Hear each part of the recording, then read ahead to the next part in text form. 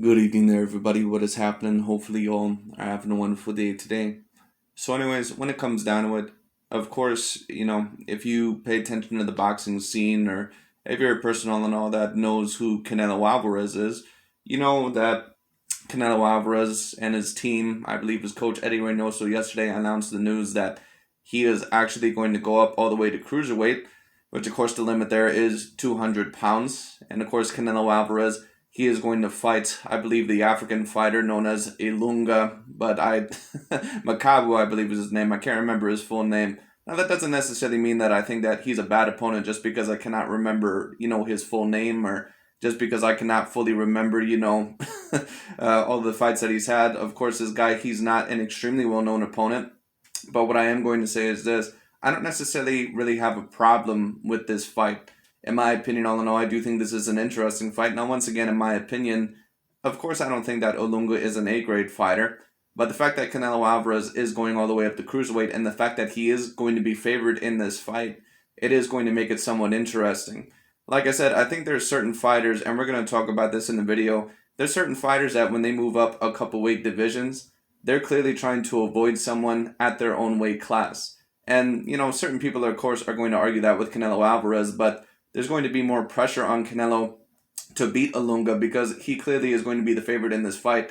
I don't think that he's going to be as much of a favorite in this fight as he was against Caleb Plant or some of the other guys because Ilunga, he's a decently big guy. This is a dude that is 6 foot. This is a guy that has a 74-inch reach, and he has very decent power. This is not a guy, all in all, like I said, that has pillow hands. This is a guy, all in all, that he has real punching power. So Canelo Alvarez is going to have to watch out in this fight. I think it's going to be very, very interesting to see what happens. Anyways, let's get into it. Let's see what Canelo Alvarez's number one fan had to say. Dante's Boxing Nation. Let's get into it. Let's see what he had to say. For me, And of course, he has this picture of a lot of the all-time great Mexican fighters. And of course, you don't see Canelo Alvarez on here because basically what Dante and a certain amount of these people are trying to allege is that, oh, Canelo, he can't be on the same level as any of these fighters. Whatever you say, man. Like I said, in my opinion, Canelo Alvarez, in terms of when you talk about best boxers of all time, at least in terms of Mexico's boxers, I believe that Canelo Alvarez is the most skilled Mexican boxer that I've personally ever seen. Now, I've had certain people tell me Chavez or Salvador Sanchez. That's up to you. Those guys, of course, were very, very talented and skilled. I believe Canelo may even be on another level compared to them. In terms of greatness, the only Mexican fighter in history that I would say that he's probably not on the level on would be a Julio Cesar Chavez Sr. Just because at one point in time, he was a number one pound for pound fighter, and he was a multiple weight division champion, and really was one of the all-time greats. That's the only one that maybe as of yet I can say, okay, he's maybe not on that level as of yet. Do I think that this cruiserweight win would put him over Chavez definitively? No, I wouldn't because, like I said, I view this fight all in all pretty much as a Roy Jones Jr. versus John Ruiz type of matchup. 168, the stiffest test would be Benavides. If he really wants to, really, that would be the stiffest test because Benavides. A lot of people always say that they believe that David Benavidez would be the stiffest test for Canelo Alvarez. I think that David Benavidez, once again, is very, very talented.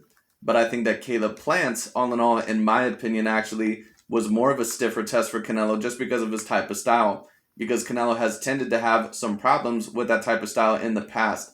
I like David Benavidez. I think David Benavidez is very talented. And of course, he is someone that may bring Canelo some problems because, of course, he is a person that has A-grade power. Or I'm not going to say A-grade power, but he has around B plus to A minus power. I just don't know if that's enough really to knock Canelo Alvarez off his game. Because, in my opinion, David Benavidez, yes, he can punch. It's very clear that he has some power, but it's not like people try to act like David Benavidez, all in all, that he has this one-shot knockout power, and he just doesn't. David Benavidez is the type of fighter that he's going to knock you out basically with punches and bunches, with a bunch of different combinations. And I think that sounds great on the surface, but if you face Canelo Alvarez, who's an excellent counterpuncher, who has an excellent chin, who now paces himself a lot better, and is so much more defensively responsible, and you're talking about a David Benavidez that really is a very straightforward fighter, someone that does not have A-grade head movement, and someone all in all that can be hurt, can be knocked down. I mean, I just don't see that style beating Canelo Alvarez. That's my personal opinion, but it is what it is. Because he's the most dangerous. He's 23-0. He's the most dangerous, physically challenging of all of them. And if he wants, so if he if he beats him in the 168, then he really captured the 168 for me. 68 to 168. At Canelo Fanboy asks, which fighter has the best style to dethrone Canelo? I think probably Demetrius Andrade. I mean, Canelo may be the best middleweight. Now, of course, if you cannot hear that, I'll try to adjust the volume just in case it's a little bit quiet. But I'm trying to make sure I'm not blowing your guys' ears out. But when it comes down to it, Max Kellerman said Demetrius Andrade. I had someone in my comment section yesterday say, well, you said all in all that Canelo may realize all in all that Demetrius Andrade is a tough fight, and that's maybe why he's not fighting him, but yet he's fighting this guy. That doesn't make any sense. Well, let me explain it this way. Like I've said, when you see certain fighters sometimes move up 2 weight divisions all of a sudden out of nowhere, what that usually means is that there's someone in my weight class that I don't want to face. And all in all, I would rather get my ass whooped by someone a decent amount bigger, so I have that excuse of me just trying to be great. And all in all, me all in all just trying to capture that belt. So, basically it's a win-win situation for me. That was the same situation that Mikey Garcia was in when he fought Errol Spence Jr. That was the same situation that Kell Brook was in when he went up to fight Gennady Golovkin. Those guys were not going to be criticized heavily for their decisions, and they knew that. They all in all put this narrative out there. I'm trying to be a Sugar Ray Leonard when he fought Marvin Hagler and all this other bullshit when it came down to it. And when in all reality, Mikey Garcia did not want to face Vasily Lomachenko, and Kell Brook did not want to face Errol Spence Jr.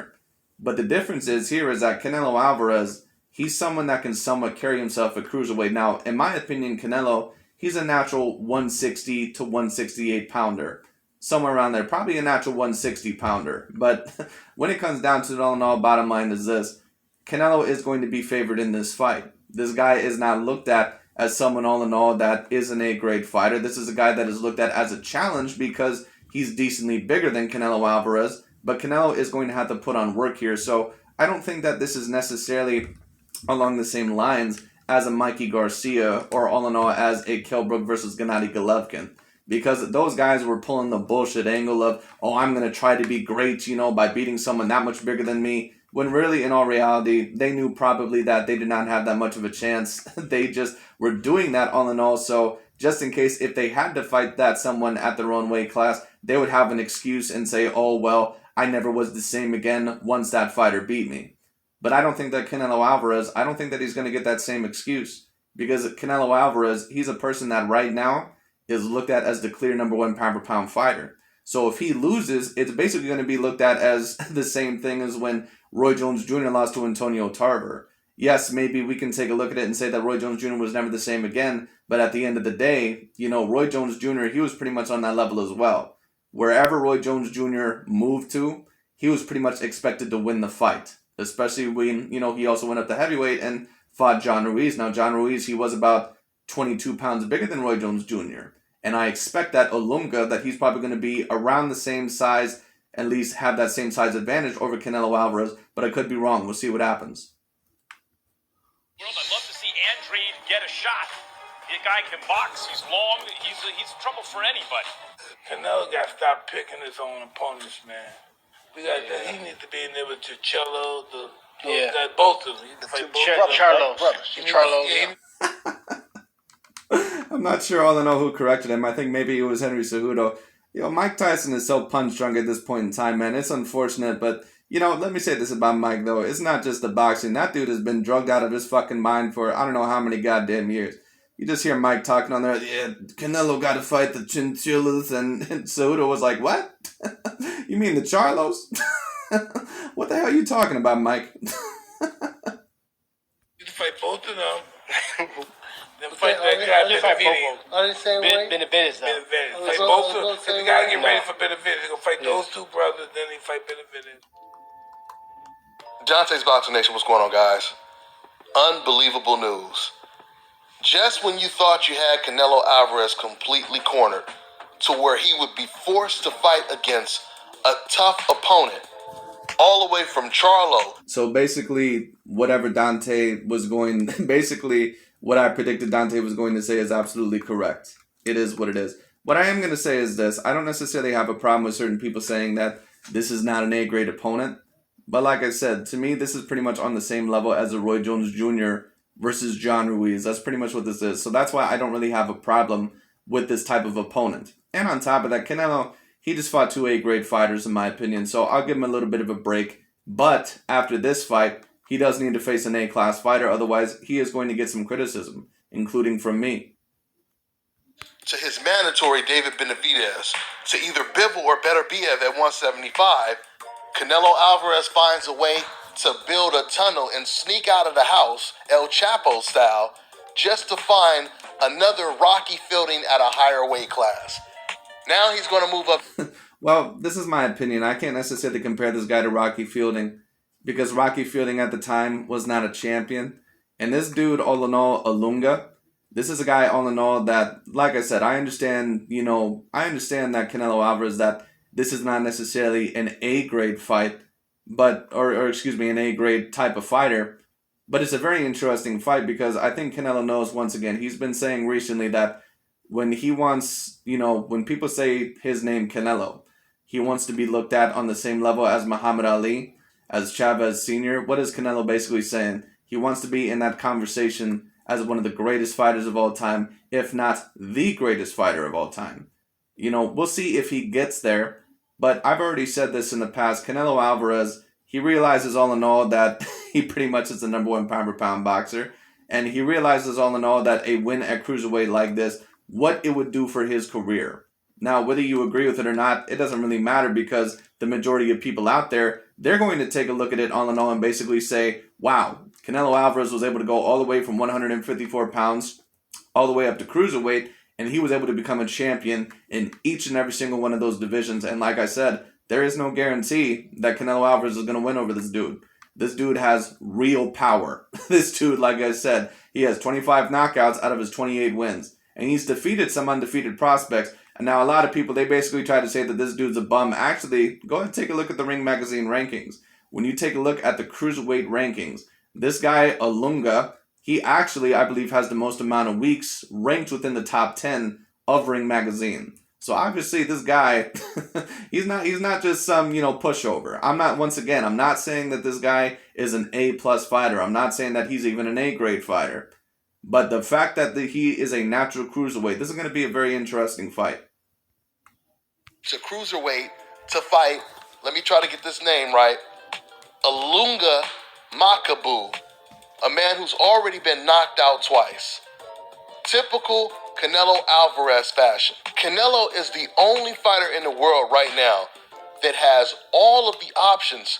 He can choose whoever he wants to fight. That means he can pick the best names in boxing if he wanted to, and he decides to pick a complete unknown who has C-level skills and has been knocked out multiple times.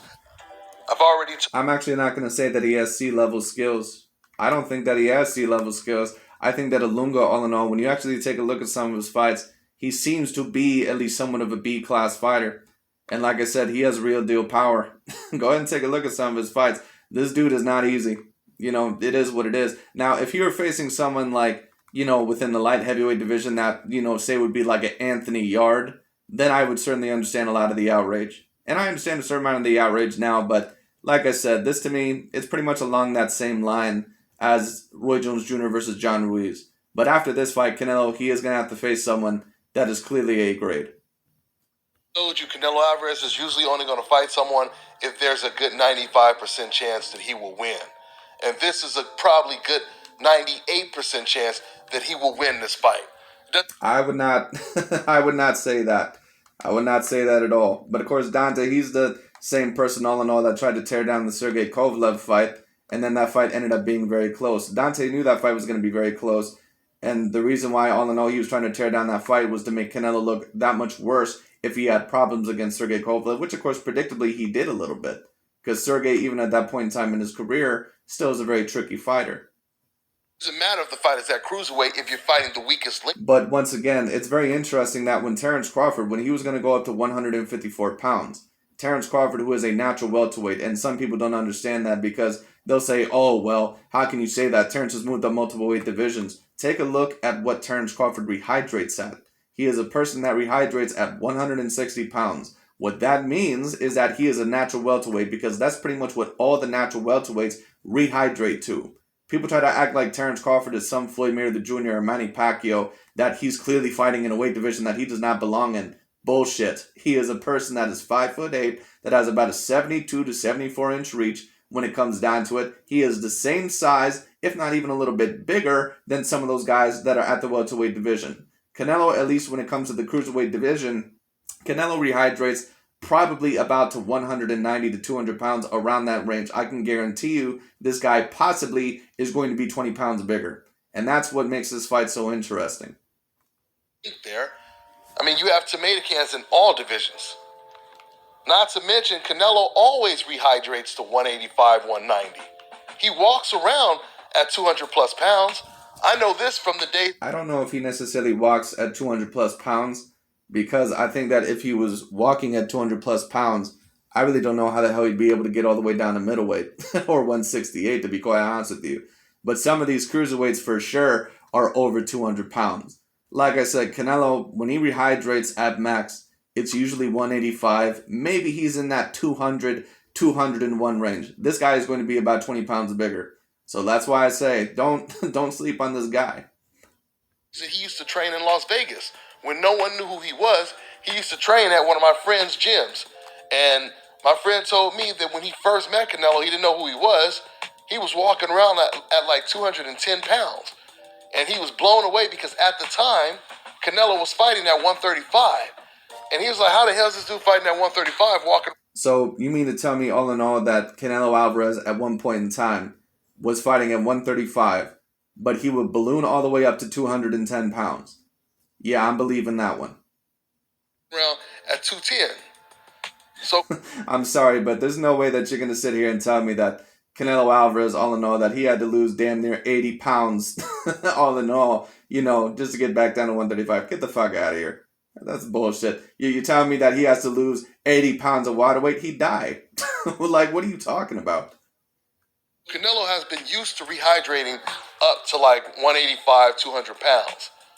So this is nothing to fight the weakest link in another high weight class. Let me go ahead and show you a little bit of Ilunga's work. Check it out. He's fighting guys. Now, this all in all was against Tony Bellew. Tony Bellew, all in all, he did end up knocking Ilunga out. But what Dante should show is some of his wins, all in all, against, like I said, some of the undefeated prospects that he beat. It is what it is. Now, once again, like I said, Ilunga is clearly not an A-grade fighter. But losing to Tony Bellew, I'm not necessarily going to chastise him for that, because Tony Bellew, at least at one point in time, you can debate was at least an A- fighter. I don't want to see. Like I said, Tony Bellew, he was a champion at the cruiserweight division, and Tony Bellew, he actually gave Alexander Usyk some very tough rounds. Anymore. Before he ended up getting knocked out, of course. And again, I'm not knocking Plant.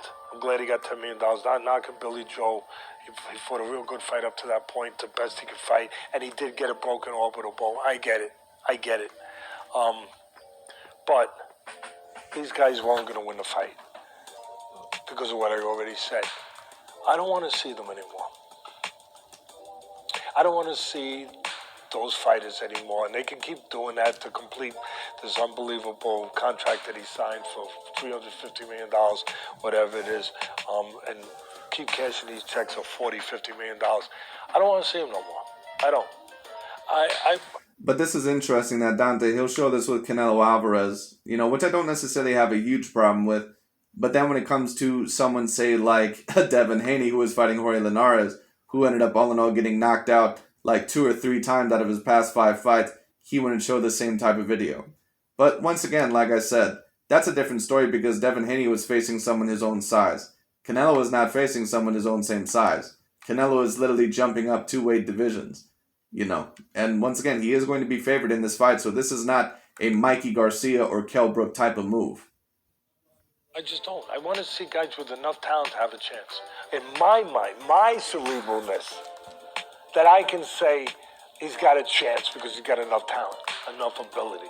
And so if it's 168, I don't want to see these guys unless it's like Benavidez. I don't want to see no more unless I see maybe a Charlo. And Charlo's not perfect, not close to it.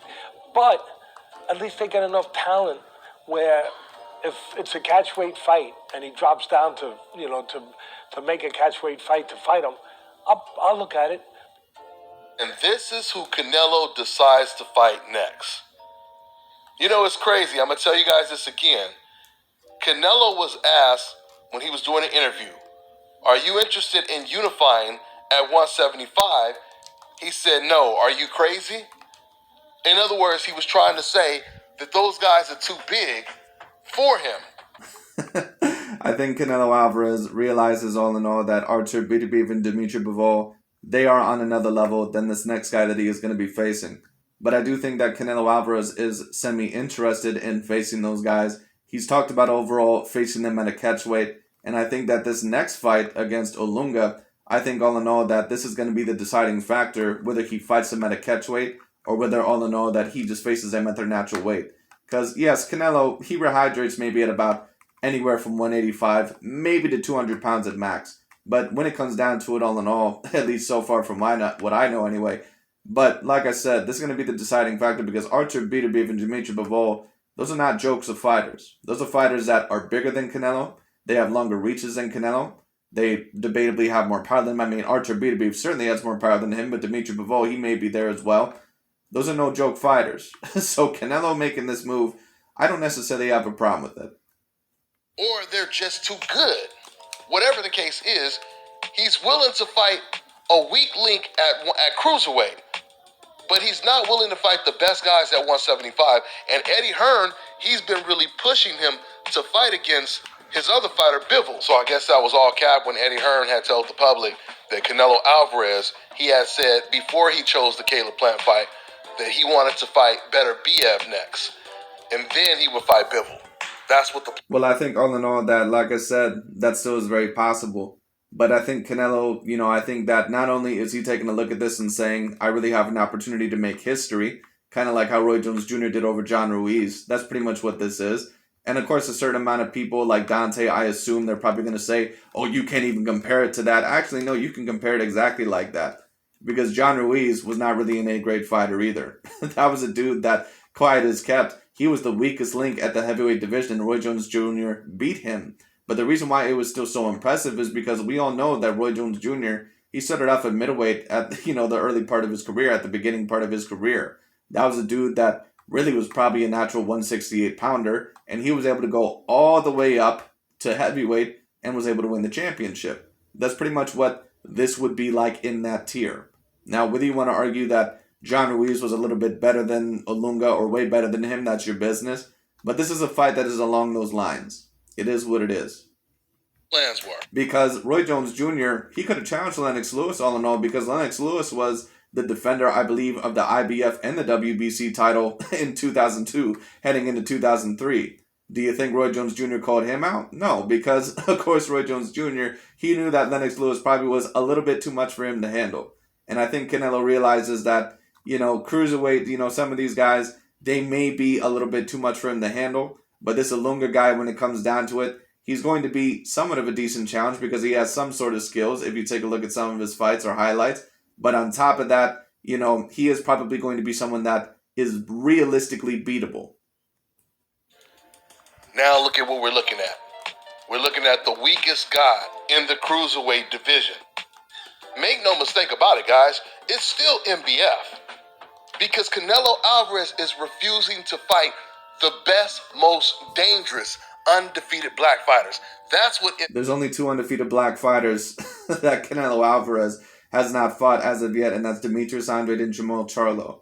But I think I think that he took a look at this. I think that he was planning to face Jamal Charlo next, but I think he took a look at this and he said, wow, I have a real opportunity to win a belt here at cruiserweight, and this opportunity may never arise again. So that's why I don't really have a problem with Canelo Alvarez doing this. And once again, I've already stated this. In my opinion, Canelo is facing fighters that are debatably more talented than Jamal Charlo and Andrade anyway. I mean, maybe not 100% Andrade, but Charlo, yeah, I could debate it. Do I think that Jamal Charlo is even going to be as competitive with Canelo as Caleb Plant was? No. MBF means it doesn't... But of course, that's all opinion. So of course Canelo has to face Jamal Charlo eventually. But as of right now, especially after he unified the 168-pound division, I don't necessarily have a problem with this fight. Mean you just go out and you fight yourself a Steve Rose, you fight a James Kirkland. No, MBF means avoiding the most dangerous, undefeated black fighters. Right, but Canelo Alvarez has fought some of the most dangerous black fighters out there, Dante. He fought Daniel Jacobs, he fought Araceli Lara, he also fought Austin Trout. So it's not like Canelo Alvarez, for his whole entire career, has just avoided black fighters.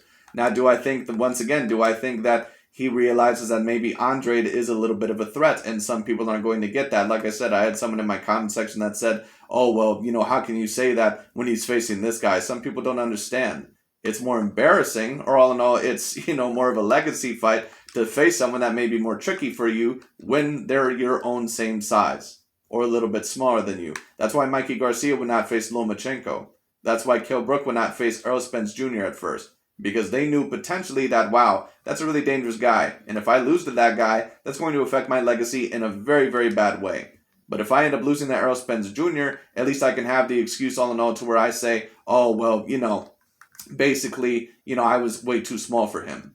But like I said, this is why I don't think Canelo is in a similar situation, because Canelo is not going to get that excuse. If he loses this fight, he's going to get torched. So we'll see what happens. Jamal Charlo and Demetrius Andrade. The crazy thing is, guys, I gave Canelo the benefit of the doubt. I told you guys, I had confidence in Canelo.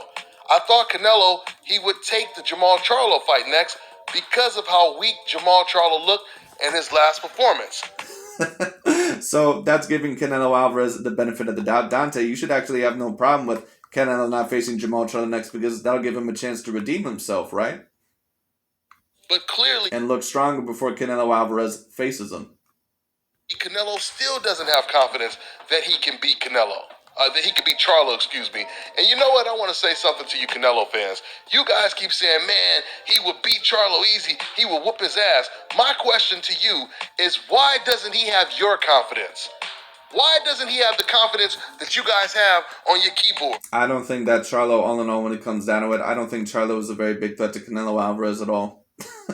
And Canelo, I don't think that he's fearful of Charlo whatsoever. Once again, Andrade, I think, may be a little bit of a different story. But Charlo, I don't think Canelo looks at Charlo and says, wow, that's just a guy all in all that can really possibly beat me. I mean, maybe I'm wrong. Who knows? Once again, I'm not saying that Charlo, that he's not a decently great fighter, but Charlo's not going to beat Canelo. On the internet.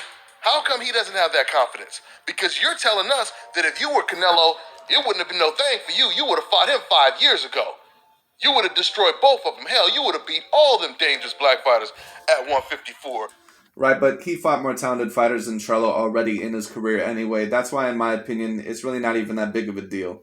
Like, Dante's acting like, all in all, that Jamal Charlo, that he clearly was the number one best option available. I thought Araceli Lara in his prime was a better fighter than Jamal Charlo, and both the Charlo brothers, they avoided Araceli Lara like the plague. Quiet as kept, Andrade, he avoided Araceli Lara as well. A lot of people don't mention that. Lara was one of the most avoided fighters. Surprise, surprise, he was a Cuban fighter. Lara was one of the most avoided fighters from 154 all the way to 160. It is what it is. Almost no one wanted to fight him, including the Charlos and, all in all, what's his name, Andrade. And Canelo was able to get the decision over him. Now, whether you think that was a controversial decision or not, that's up to you. I thought it was a bit controversial as well, but at the end of the day, Canelo got the decision. And 160, right? And then on top of that, he went up to 160 and fought Gennady Golovkin, who clearly was the best middleweight in the world. Let you tell it. This is why Canelo Alvarez is the best pound-for-pound fantasy boxer in the world. Because every time we talk about... No, the number one fantasy pound-for-pound boxer in the world is Terrence Bud Crawford.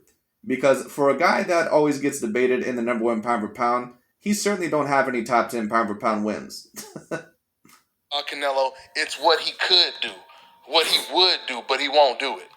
So it's all imaginary type of accomplishments. Canelo fans, since you always like to compare what Floyd Mayweather did and what Canelo is doing right now, first of all, let me just say this. When Floyd was Canelo's exact age, he was fighting multiple pound-for-pound best fighters in the world, equivalent to fighting an Inouye or a Canelo Alvarez, if you will, a Terrence Crawford. Floyd. Well, he was fighting all in all great competition.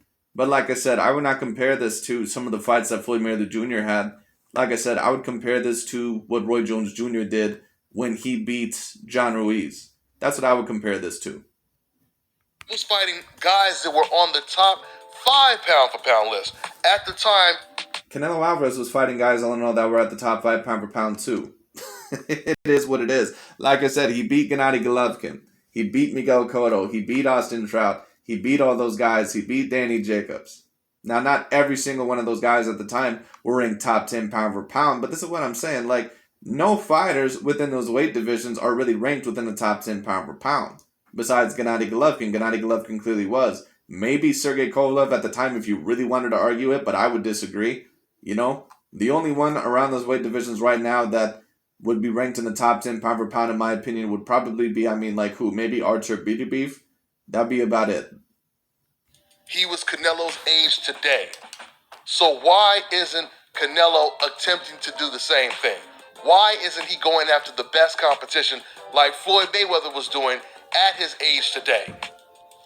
Since I have new decafs tuning in every day, I told you guys, I keep telling you, it was Manny Pacquiao that originally turned down the Floyd Mayweather fight, and even Manny Pacquiao's own trainer. That's true when it comes down to it because he turned down the drug testing. That's true. Admitted that. The video is up on YouTube. He turned it down because he refused to do Olympic-style random drug testing. Manny Pacquiao wanted a cutoff date of 21 days before the fight, where he no longer wanted to be tested 21 days before the fight, but then he agreed that he would take a test after the fight. That was his demands, but yet Floyd Mayweather agreed to all of Manny Pacquiao's demands, and Manny Pacquiao had a lot of demands in the contract. So once again, why isn't Canelo doing the same thing? Well, of course, Floyd agreed to, I believe, most of the demands, except, of course, besides the random drug-style testing, which tells me that Manny Pacquiao more than likely was on PEDs throughout a good majority of his career, but it is what it is. Like I said, to me, that's a whatever, because most of these fighters are on PEDs anyway, in my opinion. I think Juan Manuel Marquez was on something. I think Manny Pacquiao was on something. I think it's possible that a lot of these fighters were on something, so it is what it is.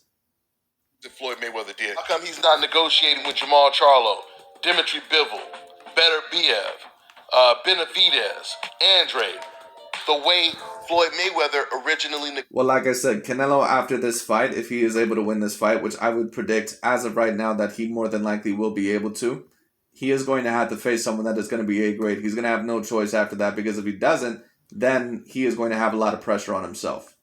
All right, it is what it is.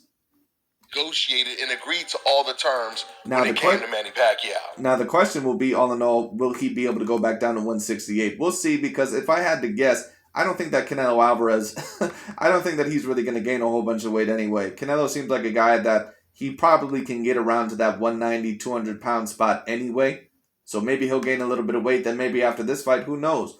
We may get a Dimitri Bivol, we may get an Archer B2B fight. I would be very excited to see those fights. Let me ask you guys this as well. Now, to all the Mexican fans, I'm asking you this question directly. I want you to be honest with yourself. Let's say Floyd Mayweather... I love how Dante's always like, I want you to be honest with yourself. Dante, you're not even honest. You're not even honest with your own self. was doing exactly what Canelo is doing today. Let's say Floyd, he decided to never fight Manny Pacquiao. He decided to never fight Canelo, right? Instead, he started moving up to higher weight classes and fighting champs that we had never heard of. He started fighting champs like this Alunga Mapabu. I think it's Makabu, but, you know, whatever it is. Anyways, when it comes down to it, like I said, I understand Dante's point, but like I said, I think you have to see, you know, the gray. I think all in all, you have to see the differences. You know, once again, Canelo is not a natural cruiserweight. Now, when Mikey Garcia, when he was going up and saying, oh, well, you know, yeah, I could fight Vasily Lomachenko, but let me go up to this weight division at 140 and face Sergey Lipinets. Now, in my opinion, that was a clear cherry pick. Because Sergey Lipinets, all in all, that was not an A-grade fighter. And, you know, I've had certain people tell me, well, Mikey, he's not a natural 140-pounder. whether you agree that he's a natural 135 pounder or 140 pounder, I think that he's around that weight division because he's around a natural 135 pounder or natural 140 pounder because Mikey can clearly handle himself at 140 pounds. If you're at a weight division where you can clearly handle yourself, let's say you're one division out of your element. So let's say, Canelo Alvarez, let's say himself at, light heavyweight when it comes down to it. If he was facing someone like an Anthony Yard, then I would say all in all, okay, you know what, I really don't like this fight. Or if he was facing someone that was like, say, I'm trying to think like of another example. I don't know, just a light heavyweight that clearly, all in all, was not the same fight that they had used to be. Then I would say, all in all, okay, you know what? This kind of seems like a cherry picker. This does not seem like a great fight. But Canelo is going all the way up to cruiserweight, and cruiserweight and light heavyweight has a very, very, very big separation. Now, some light heavyweights, they are able to go up to cruiserweight, but when it comes down to it, all in all, some of them are not able to. So, like I said, this guy, of course, I don't think that he's A grade, but this guy, man, don't get it wrong. This guy has a lot of power. He's not a bad fighter. Canelo's going to have to be very, very careful in this fight. Start fighting, he moved up in weight to fight the Rocky Fielding. Both guys who had already previously been knocked out. He moves up in weight to fight a weak Kovalev who's already been knocked out twice before, and it's towards the end of his career. So why, all in all, don't you keep that same energy when Devin Haney fought Jorge Linares? Or when Gervonta Tank Davis, when he fights some bum off the street? But the thing is, the truth is about Canelo when he fought Sergey Kovalev, you can, try to deny it all you want to. Yes, Kovalev was not the same fighter. Obviously, he had more wear and tear on him, but he still was an A-grade fighter. He was an A- fighter. It is what it is, because he was coming off of two very decent victories. It's not like Sergey Kovalev was like, Oscar De La Hoya within the last two fights of his career where he pretty much was not, I'm not going to say that he wasn't a championship caliber fighter, but, he clearly was on like, a couple of losses. He's winning belts. I mean, well, I think he beat Ricardo Mayorga, but that was that was the last victory of his career. But pretty much anyone who was A-grade beat Ricardo Mayorga. I mean, it is what it is. He's doing it. Would you guys be saying, I don't care what no one says, Floyd Mayweather is pound for pound? Would you guys be saying? Oh, man, I love how he does these Mexican accents. Would you guys be in the comment section saying, stop hating on Floyd Mayweather? Would you be saying that? Right, but come on, Dante, once again. I mean, you always tell other people to stick up for black fighters, but are you sticking up for Caucasian or Latino fighters? Are you treating them fairly? No, you're not. So just stop the bullshit. L to the nah. We know what time it is. Y'all would never say this. Canelo Alvarez is looking like a complete joke. And there's no way you could call this man pound for pound the best fighter in the world. Yes, you can. But you're just butthurt because, all in all, that the majority of the world, calls him the best. But, this is the same idiot that calls Canelo Alvarez say, there's no way you can claim that he's the best pound for pound. But Terrence Crawford is, apparently. And he was going to go up to face Patrick Teixeira, a complete bum, at the 154-pound division. At least this guy has been ranked within the weight division for go ahead and take a look at his ranking. He's been ranked there within the top 10 for many, many years. Or, I'll say many, many weeks, excuse me, when it comes down to it. A long amount of time. And this guy at least has decent power. Like, this guy is at least some sort of a threat. Matter of fact, I think I'm going to snatch his title of being pound for pound the king of Europe. Because he ain't even willing to fight the best European fighters anymore. He's pound for pound the best fighter against C-level European fighters. C-level. I'm supposed to believe that Billy Joe Saunders, all in all, who you thought was a very decent fight when Demetrius Andrade apparently was about to fight him, I'm supposed to believe that Billy Joe Saunders was a C-grade fighter. I'm supposed to believe that Caleb Plant and even Sergey Kovalev at that point in time in his career, that those guys were C-grade fighters. No, a C-grade fighter is an Aegis Velasquez. A C-grade fighter is Joseph Benavidez, something that Terrence Crawford fought. Those are C-class fighters. Fighters that ain't worth a damn. Fighters that have never been champions. And now C-level African fighters at cruiserweight. It's just such a shame because you have real pound for pound number one kings like Terrence Crawford, who is trying his... You see that? How is Terrence Crawford the number one pound for pound king when he hasn't fought anybody? He hasn't fought anybody. Like, sure, if he beats Sean Porter this weekend, that's a great win, but who has he fought, dude?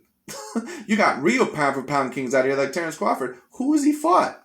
Who are the best fighters that he fought? He says that Canelo is facing C-grade European fighters. Who the fuck has Terrence Crawford fought? What elite European or black or even Latino fighters has Terrence Crawford fought? Is Victor Postal an A grade? Is he a world beater? Get the fuck out of here. I mean, is Yuriorkis Gamboa even at his best? Is he even a definitive A grade fighter? I'll give him credit. Sure, I'll say that he was an A grade fighter at the time. Someone that was clearly outweighed, but it is what it is. I'll still, give Terrence Crawford that credit. That pretty much is on the same level as the Vasyl Lomachenko versus Guillermo Rigondeaux fight, or the Mikey Garcia, versus Errol Spence Jr. fight, even though both those fights were greater wins than what Terrence has over Gamboa, because both of those fighters are clearly greater than Gamboa, but it is what it is. Who the fuck has Terrence Crawford fought? This dude always says that he's a pound-for-pound king. Who has he fought? Is Jeff Horn an A-grade fighter? Is Victor Postal or Edis Velasquez or Jose Benavidez, are any of these guys A-grade fighters? No, they're not. It's best to fight the best competition. He's been chasing Errol Spence forever. And now he's about to fight. He's been chasing Errol Spence forever, but allegedly Errol Spence is not ducking Terrence Crawford. You can't allege that one of those guys are avoiding each other because those are two black American fighters that you want at the top. Just in case Terrence Crawford loses to Errol Spence, you can claim that Errol Spence is the number one pound-for-pound fighter. That's the reason why you won't claim that Errol Spence, all in all, is ducking Terrence Bud Crawford. And I don't believe that he is either. But it is what it is. But Terrence, once again, he allegedly wants all these big fights, but then at the end of the day, you didn't sign with the PBC. So get the fuck out of here with that bullshit. Yeah, Terrence wants all the big names. Yeah, he wants all the big names so much that he signs with the opposite promotion when it comes down to it, of where 99% of all the big welterweights are at. Like, get the hell out of here. Sean Porter, which is a much more meaningful fight than this joke of a fight at cruiserweight. Well, sure, I would say that Sean Porter is a greater fighter than this guy. But Canelo has already fought people in his career that are way greater than Sean Porter. Like an Arasani Lara or a Gennady Golovkin. So like I said, to me, it's really not that big of a deal. For Canelo Alvarez, right?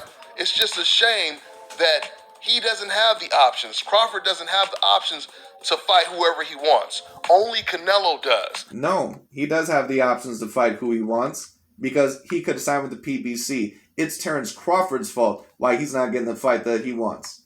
It's Terrence Crawford's fault why he's not getting Danny Garcia or Keith Thurman or some of these other guys. And of course, a certain amount of people say, well, no one is calling out Terrence Crawford necessarily. That's cool. Guess what? No one's calling out Demetrius Andrade either. But guess what? Demetrius Andrade is in the same predicament.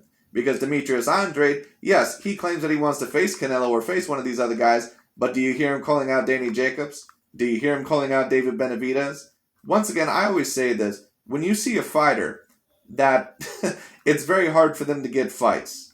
Sure, you can allege that someone overall, that there's someone avoided. But when you have a fighter that literally has no A-class fights in their career, and literally they can get one big fight, it's not the rest of boxing that's the problem. It's you that's the problem. Because even Guillermo Rigondeaux, who is one of the most avoided fighters of the past 100 plus years, he was even able to get a couple of A-class fights against Nonito Donaire at that one point in time, and then later on against Vasyl Lomachenko.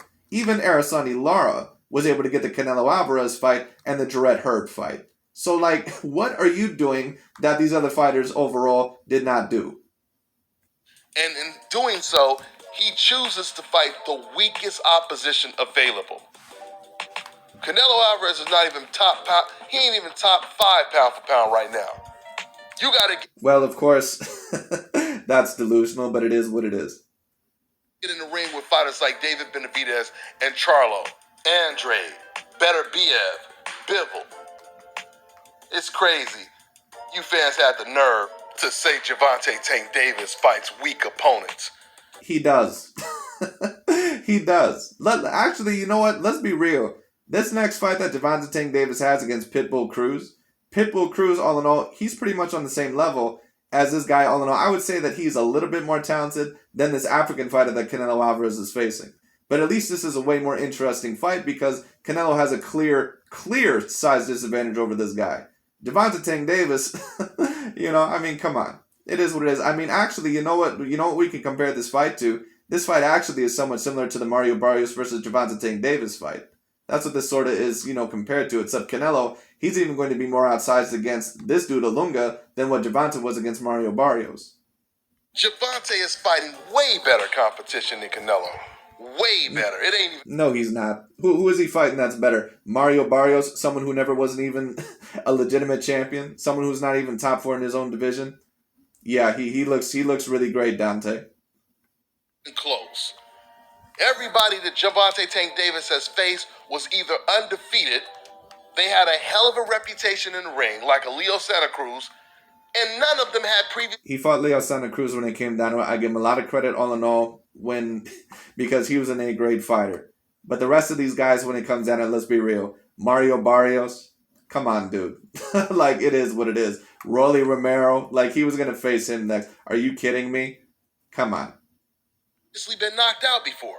Isaac Cruz and Mario Barrios, they received a lot of praise from media and the fans before they agreed to fight Gervonta Tank Davis.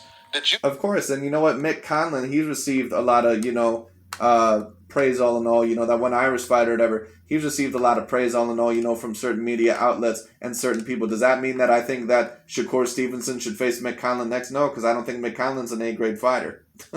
It is what it is. You know that both Mario and Isaac were considered prospects of the year? Check it out, it's right here. I'll take it a step further. If Isaac Cruz was a natural super middleweight, Canelo Alvarez would be avoiding him just like he's avoiding David Benavidez. Yes, I'm sure he would be. Anyway. And that's the opponent that Gervonta Tank Davis is fighting next. This is a tough fight for Gervonta, guy. No, it's not. Isaac Cruz, all in all, don't get me wrong, he's a decent fighter, but are you kidding me? Isaac Cruz is not an A-grade fighter. Isaac Cruz would not even beat Leo Santa Cruz. Like, come on, man. I'm not even sure if Isaac Cruz would beat Mario Barrios. Like, come on, man. This is an upgrade. It's a much tougher fight than the Rolly Romero. How the hell is it an upgrade, all in all? Sure, you can say that it's an upgrade from Rolly Romero, but what is that really saying?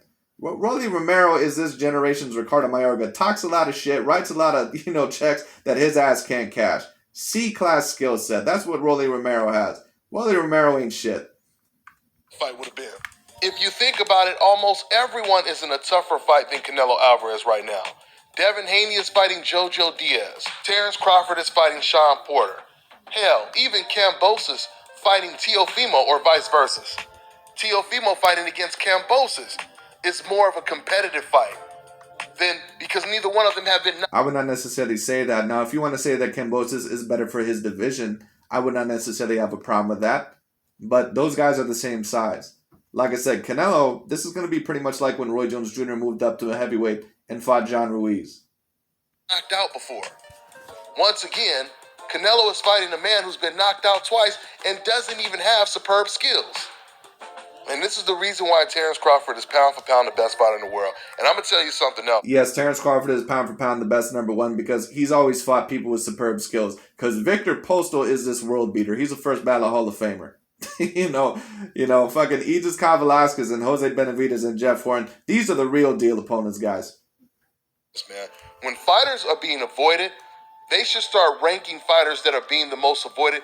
They should rank those fighters even higher to give the fighters that are avoiding them more incentive to challenge themselves and take on those fights.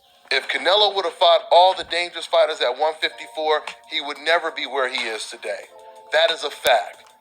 If Canelo was a welterweight right now and had to fight all of the welterweights... People act like Canelo Alvarez, all in all, just fought no one at these divisions. Dude, he fought Lara, he fought Austin Trout, he fought Miguel Cotto. Like, come on. Understandably, like I said, he didn't fight everyone there. But when it comes down to it, he fought some very dangerous fighters. Like, come on. Weights there, he would never be where he is today. That's a fact. The only way he can navigate and be where he is today... Like, that's like me saying with Errol Spence Jr., all in all. Like, of course, I don't know if I even want to compare this example because Canelo, in my opinion, when he fought Lara and Austin Trout, they were the clear best, black fighters of that division.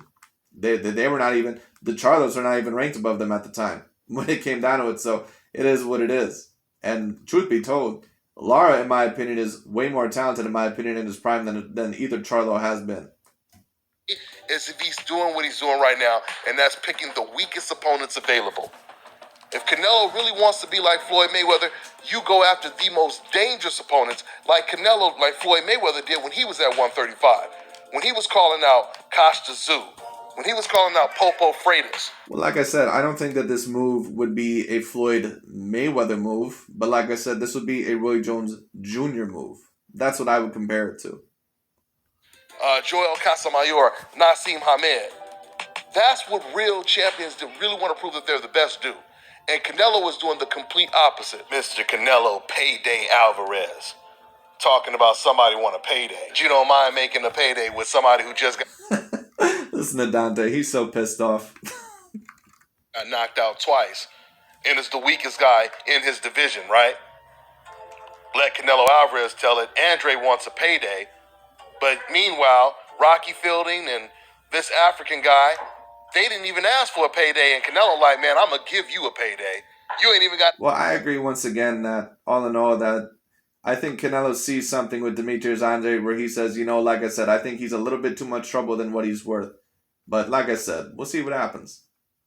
Ask for it. I'm going to give it to you. Canelo, the same man that criticized Floyd Mayweather for fighting against Conor McGregor when Conor was on top at the UFC. Dante, don't even try to compare that. don't even try to compare that. Conor McGregor is not even a real boxer. But of course, Dante's a fucking idiot anyway. Like, why would you even try to compare that? Of course, Floyd Mayweather Jr. fought repeated great opponents. But come on, you bring up Conor McGregor? Like, that's that's the fight that you decided to bring up? Come on, man. Now said, like, Conor McGregor got his ass whooped by that one white boy. What the hell is his name? That one dude who got his ass kicked against Errol Spence Jr. Chris Van Heerden. That one South African dude. Like, come on, are you kidding me? He wants to fight Jake Paul, but he doesn't want to fight Usman, the pound-for-pound best fighter in the UFC. And you know what he said when they asked him about Usman? He just wants a payday, right? Andre wants a payday. Yeah. So let's set up that Kamaru Usman versus Canelo Alvarez fight. Let's set it up. Let's see all in all who wins that boxing match. Let's see all in all who wins that fight. You know, that would be very, very interesting. I'd love to see that. Usman wants a payday, but he'll fight Makabu. He'll fight Yildirim. He'll fight Plant. Makabu, all in all, would be a way bigger challenge for Canelo than Kamaru Usman ever would be. I hate to tell people that. Usman is not a boxer. These MMA fighters that have primarily trained in MMA, for anyone who doesn't know anything about MMA and boxing, and unfortunately the majority of people don't, it is what it is. These MMA guys, they cannot box with these real A-grade boxers. They cannot do it. That's why Conor McGregor not only got his ass whooped by Floyd Mayweather Jr., he couldn't even compete with Chris Van Heerden. You cannot, the MMA fighters, their striking is completely different than what it is for a boxer. Their footwork is different. Their head movement is different. Their stance is different. All right, everything is different. It's almost like completely two different worlds. He'll fight Smith. We know what time it is. Canelo Alvarez is a disgrace to boxing, and you Canelo Alvarez fans should be embarrassed right now. The only Mexicans that are telling the truth about Canelo Alvarez are the Mexican legends. How close I would ask... The salty-ass Mexican legends. Juan Manuel Marquez, salty-ass hoe. Eric Morales, salty-ass hoe. All right, Marco Antonio Barrera, salty-ass hoe. It is what it is. All those guys, all in all, are filled with salt right now because they know that Canelo Alvarez, he's doing things, all in all, that they could never do. It is what it is. You this question. Why do you think the lightweight champions, they haven't went after this weak guy at cruiserweight? None of them are calling him out, right? They're actually all calling out the best competition. Bivol wants Canelo. Well, they could when it comes down to it, all in all. But like I said, this fight has more meaning for a Canelo Alvarez than what it does for an Artur Beterbiev. An Artur Beterbiev going up to this weight division and defeating a guy like this, of course that's not going to have the same meaning because Artur Beterbiev is nearly the same size. Like Dante is trying to compare this, all in all, saying, well, it wouldn't mean shit if Artur Beterbiev would be it. No shit. Just like if Lennox Lewis defeat John Ruiz, it probably wouldn't mean anywhere near as much as when Roy Jones Jr. defeated John Ruiz. You get it? It is what it is. Bivol wants better Biev, and vice versa, right? Gilberto Ramirez, he wants to fight them. He wants to fight Canelo. They're all trying to challenge themselves. Canelo is the only one out of everyone at the top of the sport right now that does not want to challenge himself. All he wants to do is race against the slowest guys on the track. That's interesting. I thought you said Canelo Alvarez wasn't top 5 pound for pound. how can you say that he's at the top of the sport?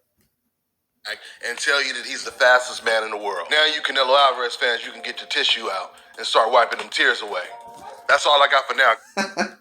No Canelo Alvarez fan and no person all in all I think is going to be crying, but it is what it is. Anyways, that's really about it for this, I believe. Guys, I'm on to the next one. All right, now check this out. So that's pretty much all I got for this video. I just thought that would be very, very interesting. But like I said, I don't really mind this fight because, like I said, I believe all in all that Canelo Alvarez, I think all in all that, like I said, he's chasing history. And of course, certain people, they're going to say, well, Archer beat Khabib, and a lot of these other guys, they could probably go up and beat him. Well, yeah, sure, some of these light heavyweights could probably go up there and beat that dude, maybe. But like I said, that doesn't have the same meaning as if Canelo Alvarez, who's a natural 160 or 168 pounder, like a Roy Jones Jr. was when it came down to it. Or Roy Jones, he actually was naturally bigger than Canelo, so I can't even say that. But when it comes down to it all in all, of course it's going to have a different meaning. So, it is what it is. But anyways, that's really all I got to say for this video. I just thought that would be very, very interesting. That's pretty much about it for me today. Thank you so much for watching, and I'll talk to you all later.